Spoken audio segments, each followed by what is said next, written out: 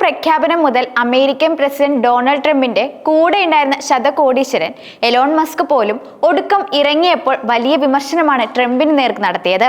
ഇരുവരും ഒന്നിച്ച് ചെയ്തു കൂട്ടിയ പലതും ഒടുക്കം എട്ടിന്റെ പണിയായി തിരിച്ചടിച്ചതും ഏറ്റവും കൂടുതൽ നഷ്ടം വരുത്തിയതും മസ്കിന് മാത്രമായിരുന്നു. ട്രംപ് തന്റെ ജനദ്രോഹ നയങ്ങൾ കൊണ്ട് അമേരിക്കൻ പൗരന്മാരെ പൊറുതിമുട്ടിച്ചിരുന്നു. ഇതിനു പുറമെ വ്യാപാര ബന്ധങ്ങൾക്ക് വിള്ളൽ വീഴ്ത്തുന്ന രീതിയിൽ ഇന്ത്യയും കാനഡയും ഉൾപ്പെടെയുള്ള രാജ്യങ്ങൾക്ക് മേൽ ട്രംപ് ഇറക്കുമതി തീരുവ ചുമത്തുകയും ചെയ്തിരുന്നു.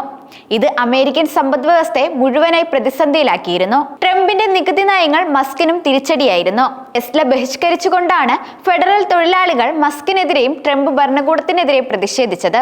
വിവിധ രാജ്യങ്ങൾക്ക് മേൽ തീരുവ ചുമത്തിയത് ആഗോള വ്യാപാരത്തെ സാരമായി ബാധിക്കുകയും ഓഹരി വിപണികളെ നഷ്ടത്തിലാക്കുകയും ആഗോളതലത്തിൽ സാമ്പത്തിക പ്രതിസന്ധിയുടെ കരിനിഴൽ വീഴ്ത്തുകയും ചെയ്തിരുന്നു. ഒടുക്കം സർവ്വതം കൈവിട്ടു പോയപ്പോൾ തീരുവയുടെ ഇരകൾക്ക് നേരിയ ആശ്വാസം പോലെ തീരുവ ചുമത്തുന്നത് തടഞ്ഞുകൊണ്ട് ഫെഡറൽ കോടതിയുടെ തീരുമാനം വന്നു.